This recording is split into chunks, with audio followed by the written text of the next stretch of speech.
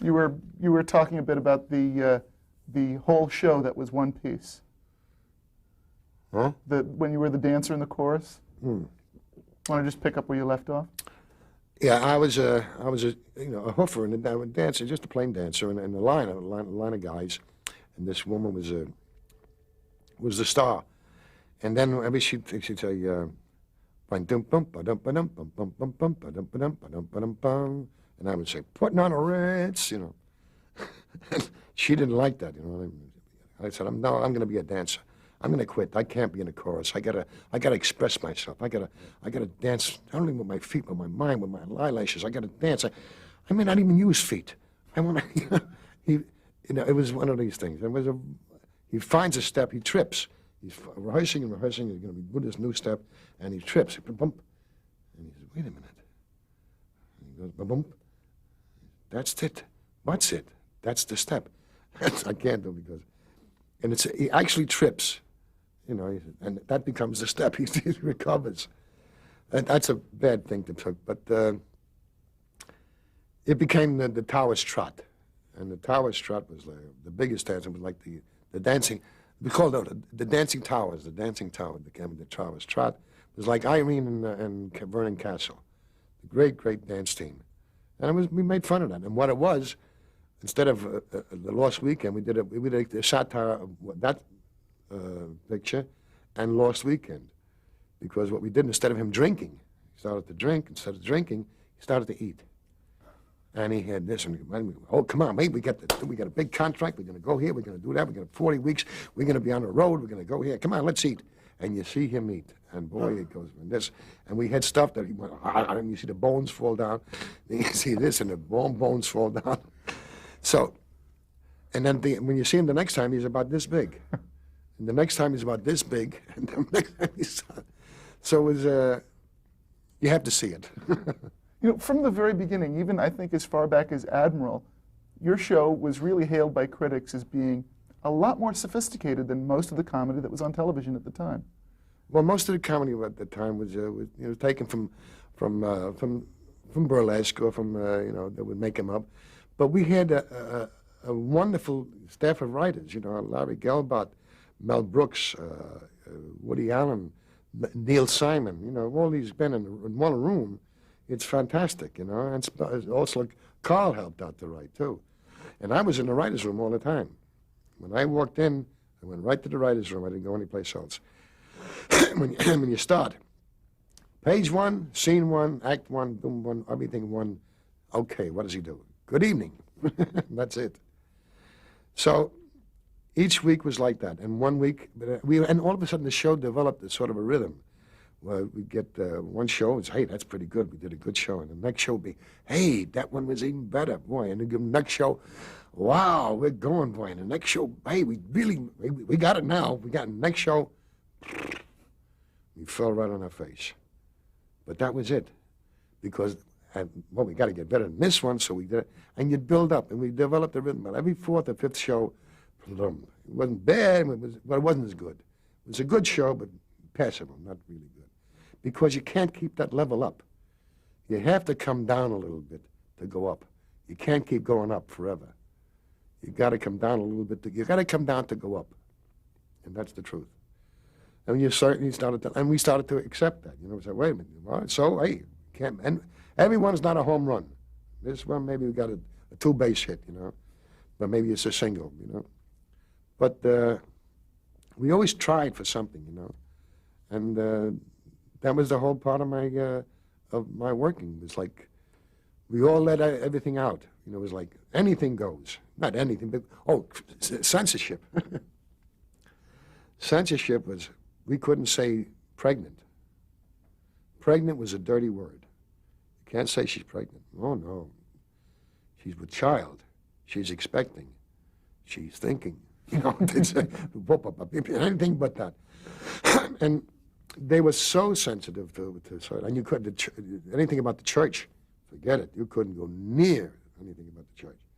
Nowhere. And politics, you could do a generic politician, but that's about it. You couldn't zero in on one person. But today, anything goes. I mean, really, anything goes. and they can pick up subjects that we could never touch. You know, if we had to show a married couple in a bedroom, they had to be in separate beds. And if he did come over to her, he had to have, when he sat on her bed, he had to have 1 foot on the floor. I remember one sketch where you and Imogene were a married couple and you were suffering from insomnia. Yeah. And you were in twin beds. Oh, sure. Remember that piece? Yeah. Yeah, that was, I took 2 pills. I said, I got to get some sleep. I got to get some sleep. Well, go inside. Why don't you take some sleeping pills? You think I should? Yeah, go ahead. So I go in, they're big pills. Well, take them. Water. Took the pills. And I'm going, what'd you do? I took those pills. Boy, that really good. Boy, come on. That's not sleeping pills. Those are what do we call no-dose. Those are no-dose pills. No, boy, it's whatever. Come on, sweetheart. Get dressed. I'll race you around the block. You know. He said, no, take these pills. Take these pills. So I took the sleeping pills. And I went, ah, yes.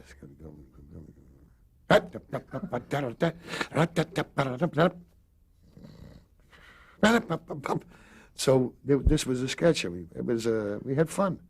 A little thing like that. Took the wrong pill. There's been so much said about the legendary writing staff on both Show of Shows and Caesar's Hour. Since we're talking about Show of Shows right now, talk about the writers on that show and the dynamic in that writer's room. Well, in Show of Shows, the longest sketch we could ever do was a sketch about maybe 10 minutes. That was the longest. 8, 10 minutes, that was the top. But we were starting to do bigger sketches because as you go along, you get bigger ideas and you say, wait a minute, we can put a dance number in here. We can do this, we can put this, we can make fun of this, we can make fun of... And your ideas start to grow. When you're first starting, you say, well, let's try this, you know, and hey, that worked. Okay, let's try this. Hey, that worked. Hey, let's try that. And then also, let's try. And then you open up. You don't open up right away because you got to feel your way. Because we had no lines to go by. There was nothing. Nobody did a review before us with real sketches and real stuff and real production numbers. And to get this shot, all these shots, we had 1 day rehearsal. And the day we rehearsed it, that's the day we shot it. We come on Saturday morning. I would come in around 10:30 because they would block all the production numbers, get them all blocked up, and learn how to shoot those. Then I would come in with the sketches, and we do a loose blocking. Then we do a tighter blocking. Then we do the dress rehearsal. And after the dress rehearsal, then it was performance. So you worked about 18 hours that day. And when it came time for the show at 9 o'clock, boy, it was like, oof, it was all, and you had to do it. And I remember one time, what was his name again? I can't remember his name now. But I remember I forgot somebody's name when I was in there. I said, good evening, ladies and gentlemen. Welcome to the Show of Shows. Our guest star tonight is a man, and I couldn't remember his name, right on the air. Man, you've seen him in Shakespeare. He's done many, many things. You liked him in Sherlock Holmes. He was very, very good in Sherlock Holmes. I think you've got him. And I'm talking. Finally, somebody understands. I don't know. And he's looking at me, and they hold up the Basil Rathbone. Mr. Basil Rathbone, finally. Oh, boy. And he got off. And at the end of the show, he said, thank you and good evening, ladies. I want to thank all the staff and Mr. Sid Chase. Whatever it was. I said, even, okay.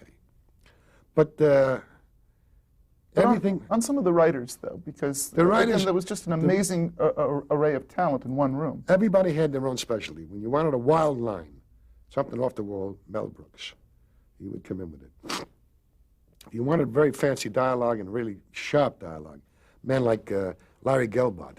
Oh, Larry Gelbart was a guy that, marvelous writer, absolutely. They all had their own fields. And Larry was a very hip writer. He used to write he wrote a thing for me called, with all of us, but he was his idea, Progress Hornsby, the hip musician. He was a hip musician. He was way, way out. I had my hair combed down here and very, very, very, very out here. He said, good evening, Progress Hornsby. Progress? Yes, sir. Or Cool Seas. I was Cool Seas. Yes, sir. We are broadcasting from wherever you are, I'm with you. And he said, oh, yeah, Progress, how many men in your band? Well, let's see, we have 15 men and a gorilla. Well, why do you need the gorilla? Well, you see, he's the only one who can drive the band bus.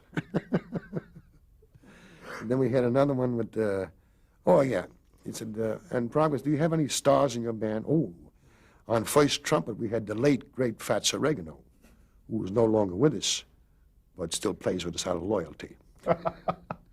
And on that was on first trumpet, and on drums we have Shorty Rogers, and on radar we had Nick Barada. You had radar? Oh, très nécessaire. You see, he's the one who warns us in case we approach the melody. So we had, lines like that. And then there was Neil Simon. And Neil could write wonderful situations and tremendous, wonderful dialogue. And it was such a, you had a plethora of genius. They were all, Mel Brooks, Larry Gelbart, Neil Simon, Woody Allen. These are all genius. And we had a guy called Mel Stewart, who just was on the typewriter. He did Bye Bye Birdie, he did 42nd Street, he did quite a few shows, and he was just on the typewriter. So I had just an enormous amount of talent, and Imogene would help, and Carl was there. I mean, it was just a marvelous, marvelous array of talent. It was like, it reminded me of the days in the Renaissance when it was painting, not the Renaissance so much as the Impressionistic era, when you had Renoir and Van Gogh, and you had Pissarro, and you had Pointillism, Seurat. You had all these, and they got together, and they learned from each other. They would, no, try this technique, and this is what we did. We were all, great performers, and we were all great writers, and we put it all together, and it was like a jam session. It was like, here's a thing. Hey, we'll do this. Oh, wait a minute. Suppose we do this and then that. Hey, wait a minute. I got another. And you had all these twists and turns and wonderful variations because minds were working. I mean, these guys, beautiful. And I enjoyed working. I mean, it was tough. And some tremendous material came out of it. I hesitate to even start talking about specific pieces because there's so much, but I wanted just to touch on some of the more memorable sketches and the more memorable characters. Having, for me, of course, to start with, one of your most enduring characters, the Professor. Well, the Professor was let's see, what the heck was the name of that guy? Baron Munchausen used to play, what was his name? I forget. But You There, Charlie? Remember, he used to play the Baron Munchausen. Well, this was a cross. I thought that's an interview. Max wanted to do an airport interview.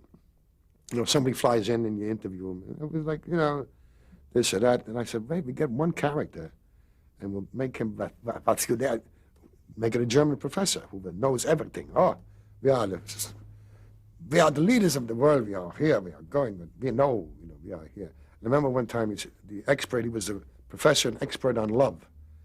You believe in love at first sight. When you see somebody, you fall in love. Oh, yes. I had the experience myself. I remember I was on a train on the Century Limited. I was going from New York to Chicago. And I was looking out the window. And we were going about 80 miles an hour. The train was coming. And I looked out, and another train passed us. And I saw a woman in the dining car. She was going like this. And she looked out, and I fell in love with her. I said, that's the woman for my life. I got to see her. I fell in love with that woman. I must have her. So what I did, I got in Chicago. I got on the train. I went back to New York so I could see her. She'd coming here. So I went back and I looked at her, and there she was. And at that second, I knew she wasn't for me. It was like building up things, and it's ridiculous things, but you make them, that they're supposed to. And he's a buffoon, and he's a bluffer. He's a game. Oh, sure, I know that. Oh, sure. Oh, I know. Oh. What was the one thing on Planetary? The speed of light. Yes, I tell you what, I will pass you with the speed of light, and I will say hello, and you will see me before you hear me. Right? I will pass you with the speed of light, and I will say hello, but you will see me before you hear me. What do you mean? I walked past him. And I walked past him. Whoop, hello, hello. You hear that? See that? Oh, yeah, what was that? So we had different kind of crazy, crazy things. It was marvelous. It was like... Now, who wrote those pieces for the most part? You can't tell who wrote what or what, because it was all together. We all wrote it, But the specialties of the people, like I said, Larry Gelbart or Mel Brooks or Neil Simon or Woody Allen, they all had their specialties, but they blended them, you know. We learned from each other. We could blend this one. Oh, yeah, we could use some of this. And you start to blossom. It's like when I was a kid going to movies, my favorites were Charlie Chaplin, W.C. Fields, Laurel and Hardy, and Buster Keaton. They were the giants. And I learned from them. I watched them. I looked at them and go, boy. And then you superimpose your own personality on top of it, but you have that background of what the wealth you can draw from. And that's what I mean by being prepared. If you're prepared for luck, you have to be prepared for luck. It comes your way, and it'll come to everybody's way. A little luck, and if you're prepared for it, you can make it. If you're not, and if you flew off, goodbye. So you have to work with luck and with fate. I want to talk about some other classic show of shows segments. Talk a bit about the Hickenloopers. Well, the Hickenloopers were the thing that we got to touch the people right away, and that was always the first sketch. See, my view of comedy, you have to believe what they're doing. You have to believe it before you can laugh. Because if it's off the wall, you'll laugh one time. It's an off-the-wall joke. But to build on something, you have to believe it because they'll follow the story. If they can't follow the story and they don't believe it, they lose interest, even though it's a comedy. So they have to believe you. And if you make it believable, that's why I said, don't make it a sketch. Make it you're doing a drama. It's a funny drama. You don't know it's funny. The fun is that you don't know it's funny. They're funny. Let the audience find out. And that was the whole secret of the Hickenloopers. Because it was everyday things, you know. It was like, I remember one thing, what the hell, oh my, thousands of sketches, my God. I just remember one that I thought was hysterical was when Imogene, I guess, had taken in a boarder. Howie Morris was a boarder and didn't tell you. You want to talk about that one? I mean, that's... Well, that was a guy, and he played trumpet. He used to practice in the room. I said, this is the guy you brought? Well, you know, he's paying $12 a week. Right? He takes that much in butter. He's, you know, he was eating it. And we had it was like having a boarder in your house. You know, you walk around, you talk to him, you don't know how to talk to him. If he sits down, you watch him eat, and he takes everything. You know, you're going, $12 a week? He's eating $12 here. But we used to have, I mean, things that we would do were everyday things. So people recognized it. They believed it. You can get mad. You can do this. You can. That can happen. Great domestic situations. Sure, because they believed them. It wasn't something that somebody came in 14 times with the same thing. You know. It's again the sight laugher. You get a wonderful idea. And you get a great like funny clothes. You come out with funny clothes, and you come out and bang, you get the laugh, the sight laugh, bang. Now you got those clothes on. What do you do now? What makes it funny? Because you got the laugh with the clothes. Clothes are not funny anymore. Now you got to be funny. That's the whole thing. That's why you say, if it's a one-joke thing or if it's got legs, it can go. Well, the Hickenloopers certainly had legs. I remember as just... Well, that was the first, you know, that was the what they call them, sitcom. Yeah. That was the first sitcoms. You know, they were about 5-6 minute sketches, you know, a little situation, and then blew it off. But there was one great sketch where I guess Imogene had backed the car into the liquor store window. Yeah.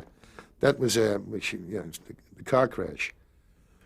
And she said, you know, something happened with the car. I said, oh, what's the matter? I brought her into the shop. Oh, what's the matter? Well, I said, the brakes don't go? No, the brakes still slipped. What's the matter, the steering wheel? No, the steering wheel doesn't go. How about the windshield? Well, the windshield's not there anymore. Oh, what's the matter? And the radio? Well, the radio never played before anyway. And the trunk never closed. And what happened? She was telling me about somebody who had driven into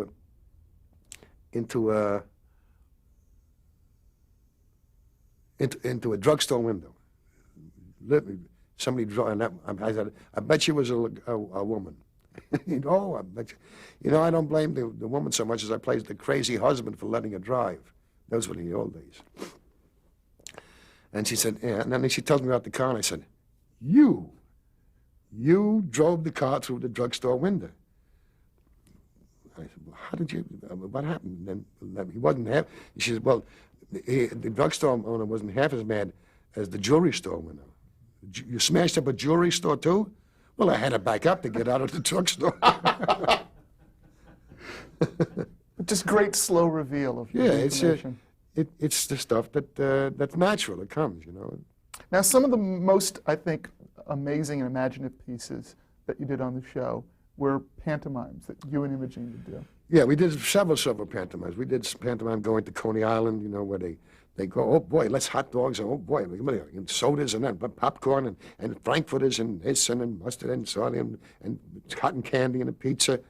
And then let's go on a ride. And you go, ooh. So you had some fun, you know. You get, and then we did several pantomimes of cocktail parties, you know. You take a canapé, you know, then the guy comes, how are you? Oh, how are you? You put the, you shake hands.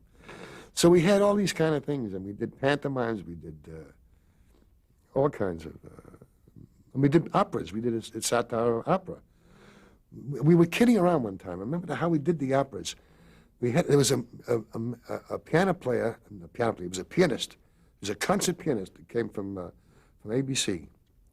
And he would come over, and I'd say, I want to do operas. But we don't. I don't want to do the recitative and this and that and learn it, you know, because it's crazy. I only got. It's going to run about 10 minutes in the show. I got a whole other show to learn.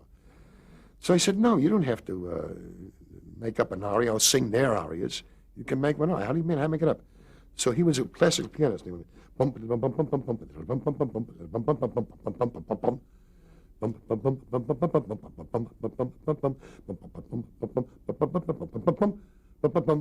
bum. Pop goes the weasel. Right? So he says, you go, ma lo cifello cotipidato, donde soglio vara, rondi sceglio coliva, ghiaccios di figlio. So you have, that becomes the aria. And we did, Ilo don vaigo su fa, non tu suli piaci così, in vontologi lo soglio va ma. Just one of those things. So we would do arias and put modern songs in it. And it really went very, very well. Well, some of the especially notable pieces for you in particular were the foreign movies where you would do foreign language double talk. Yeah. Well, the fact is that we could all do it, you know. Carl, you know, would come in and I'd say, Monsieur, emportez son formade au chômade. Si attendus sont au malade. Il a fond de tout le temps. No. And we would duel. Matronny ça, là, en garde. You know, we'd warm up, and he would present with the son, and I took out a gun, bang, shot him. That's the duel. So we would have different switches on different things, you know. Now, I remember the parody you did of The Bicycle Thief. In particular. Yeah, we did it. There was the Bicycle Thief. We did the Bicycle Thief. Yeah, we did that. Because la piazza così, hello, Manoli, la piazza magari la piazza. Tanto si vede l'amore da schilla con la bicicletta, ma e tutte biciclette. Ma la piazza sono erano tutte milioni di lire, tutte milioni di lire. No, la piazza che fate è 4 milioni di lire.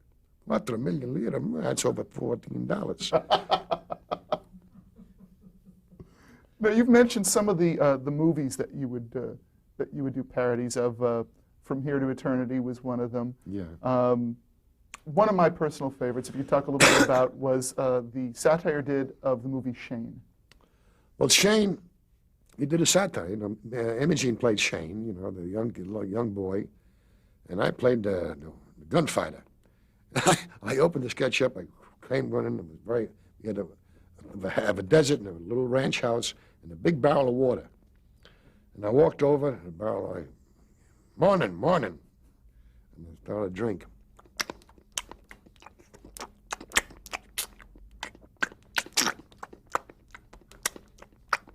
Take the barrel and tip it over.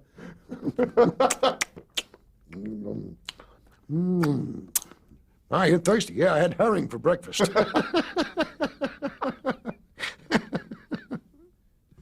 So we had a lot of fun, you know. It was just wonderful lines, wonderful people, you know. It was, and it wasn't forced, you know. It was natural.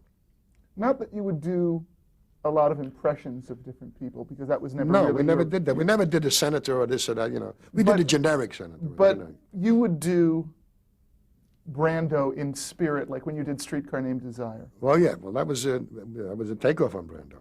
Yeah, that was the one we did. Talk about when you did him for when you did the Streetcar sketch.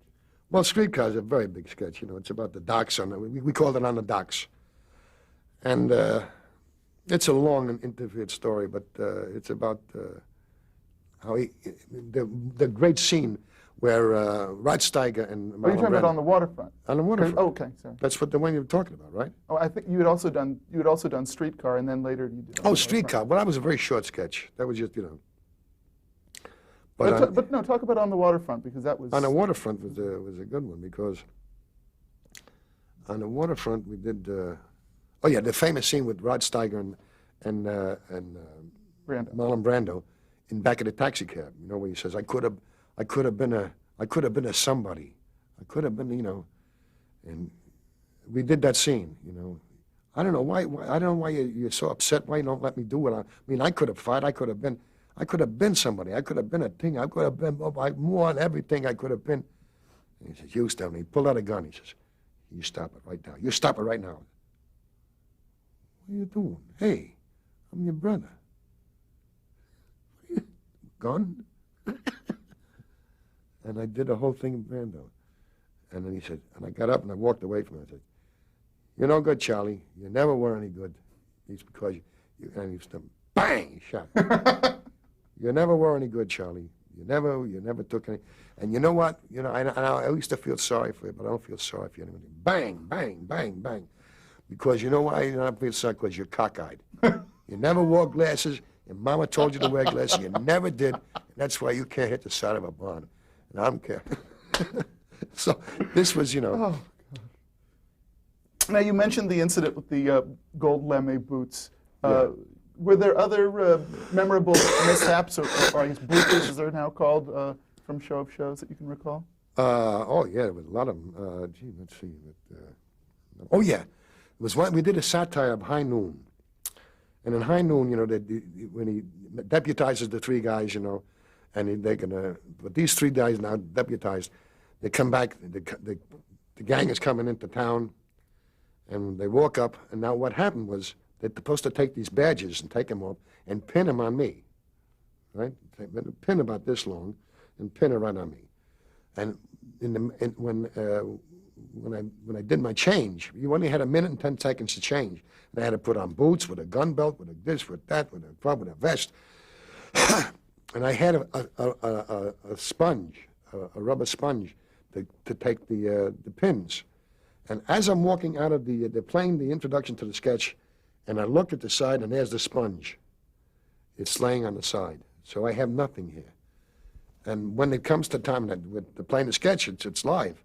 So I'm saying, yeah, well, Deputy, you know, no, Sheriff, my wife, she's feeling kind of low, and I don't want to leave her alone.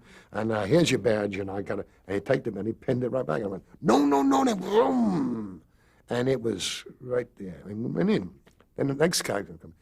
"Well, Sheriff, I'm sorry. See, my wife wants to go to a dance tonight." And I go, no, I got to tell you. And boom, again. And the third guy came in, the same thing. Whoa, and had 3 pins in me. I mean, this long. And after the show, the guys came back, all the writers came back. "Gee, Sid, we know you did great pain takes, but boy, these were sensational." I said, "Yeah, because they were real." And I went and got a tetanus shot. Oh, yeah. Do we need to cut? Okay, we're going to switch tape now. Okay.